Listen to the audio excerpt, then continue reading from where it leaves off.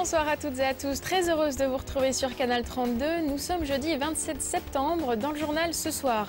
Le recteur d'académie en visite à Bouilly, seul collège du département à avoir obtenu une conseillère principale d'éducation supplémentaire, un atout pour la qualité de la vie scolaire des quelques 600 élèves. Ils sont retraités mais actifs, ils participent à la collecte des produits frais pour la Banque alimentaire de l'Aube, une association d'aide qui fournit gratuitement l'équivalent d'1,5 million de repas par an. Du métal de récupération, quelques étincelles, bienvenue dans l'univers fantastique de Reynald Généré. Comme beaucoup d'autres artistes au bois, ce sculpteur de 48 ans ouvre son atelier ce week-end. Je vous le disais en titre ce matin, le recteur d'académie était en visite au collège de Bouilly. Après quelques semaines de cours, Philippe-Pierre Cabourdin est venu constater les effets d'une aide exceptionnelle accordée cette rentrée au collège Max Hutin. Un poste supplémentaire de conseiller principal d'éducation a été créé pour mieux faire face à la gestion de la vie scolaire de l'établissement et son internat.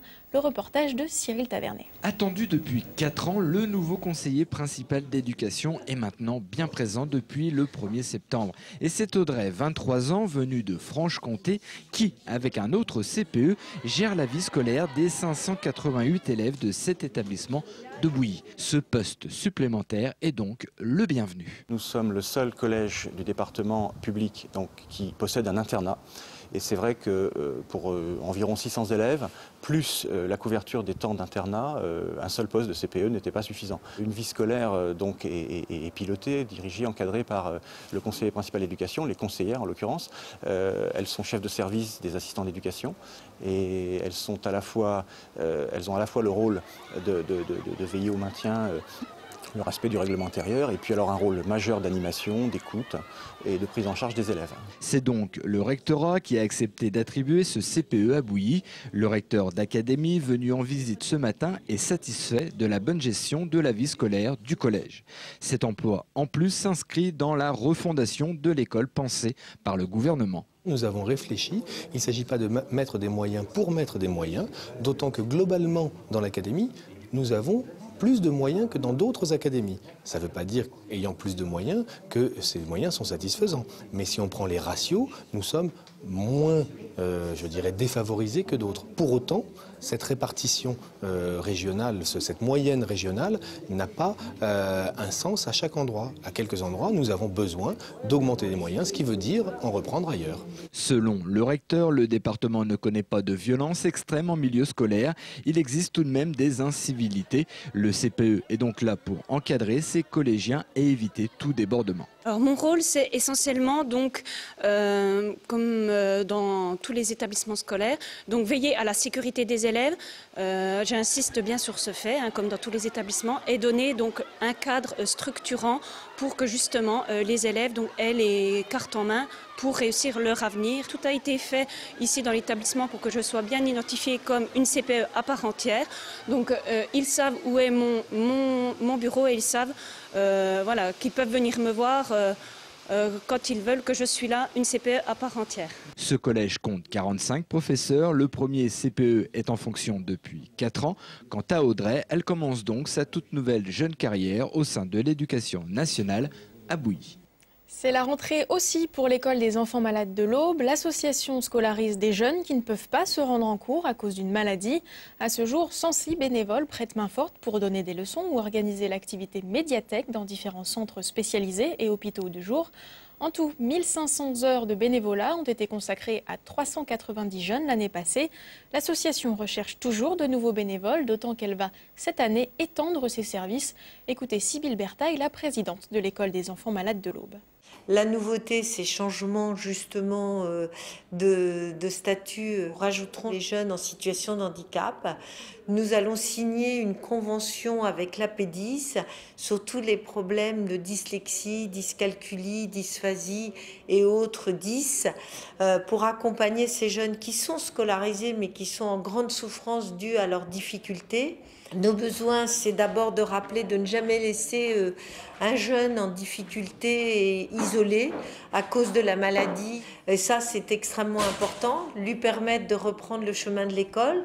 Nous avons l'agrément de l'éducation nationale. Nous travaillons avec l'éducation nationale et les équipes médicales. Et puis, savoir que nous avons toujours besoin de bénévoles et qui sont les bienvenus. Ils peuvent s'inscrire auprès de l'association.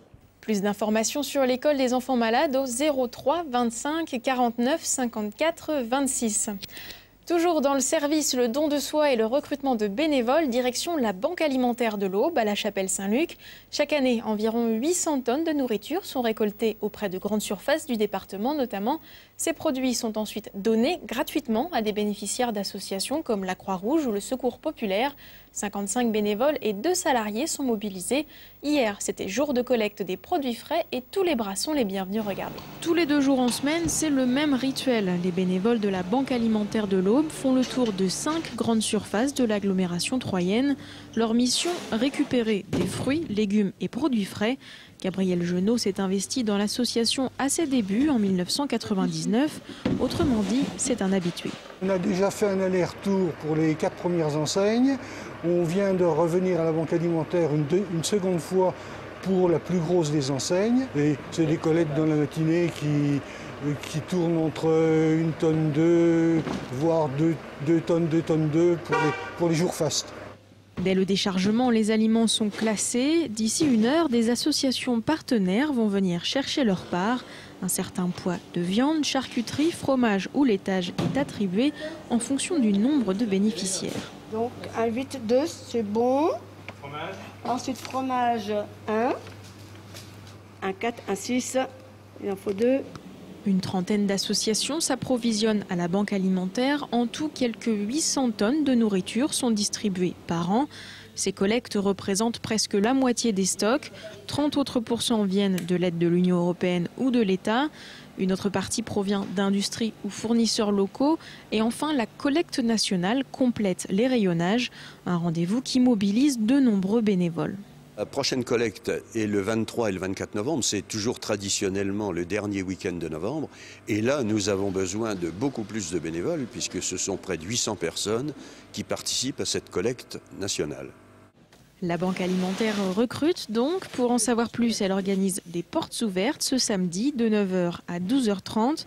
L'occasion de découvrir les locaux mais aussi le travail des bénévoles. Beaucoup ont commencé en tant que jeunes retraités encore actifs. Nous, on a la chance d'être à l'aise, donc si on peut aider les autres, je trouve que c'est parfait. Et puis, c'est une occupation pour les jeunes retraités.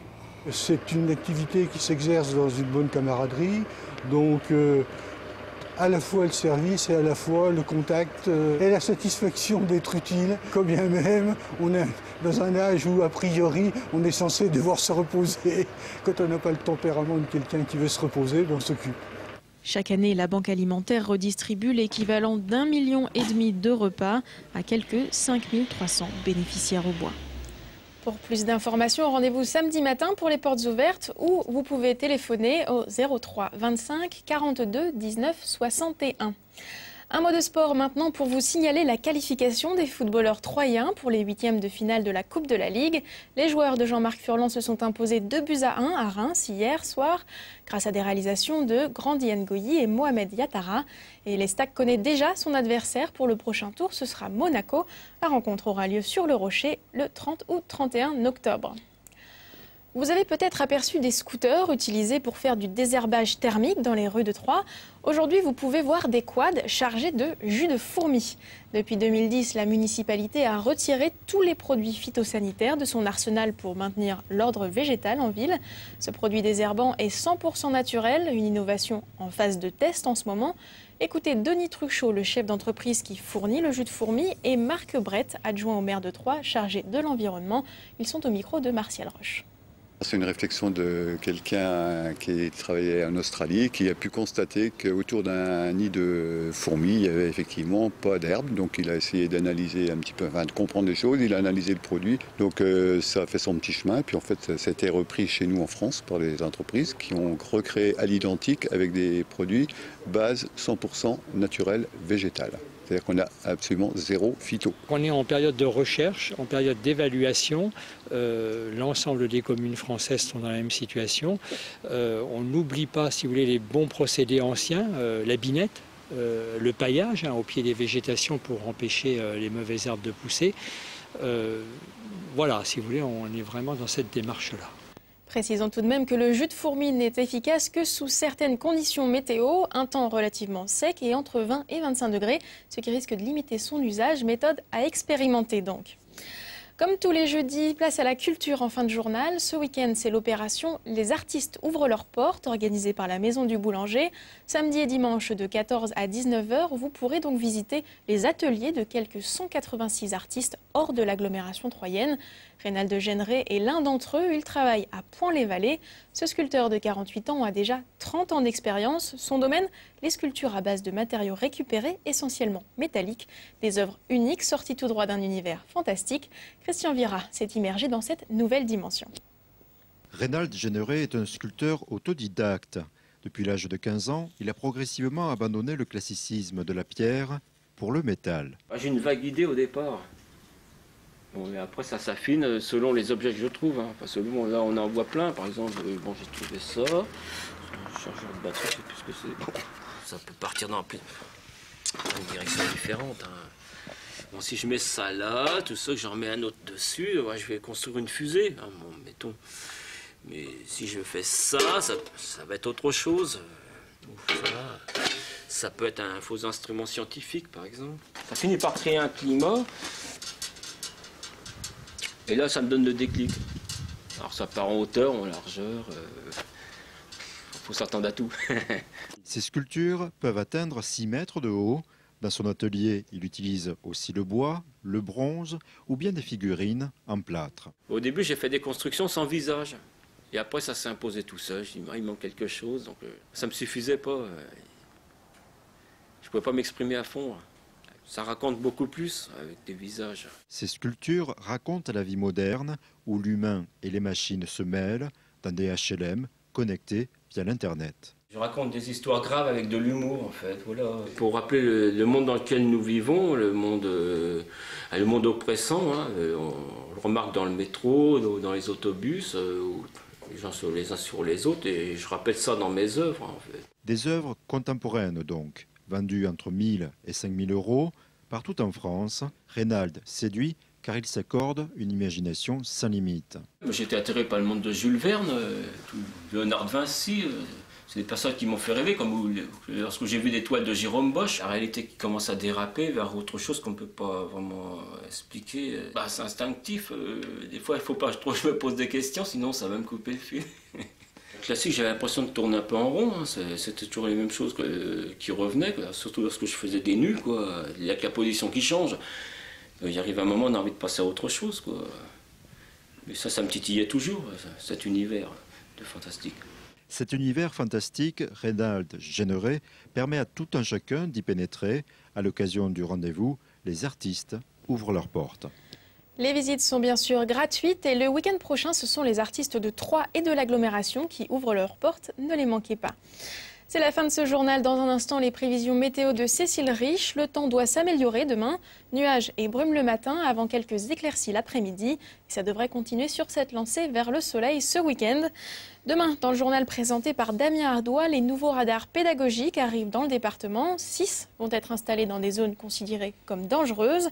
Mais aussi la décision de la Cour d'appel de Reims qui doit valider la liquidation de Sodi Médical ou non. Plus de détails demain à 18h30. Merci à tous de nous avoir suivis. À bientôt sur Canal 32.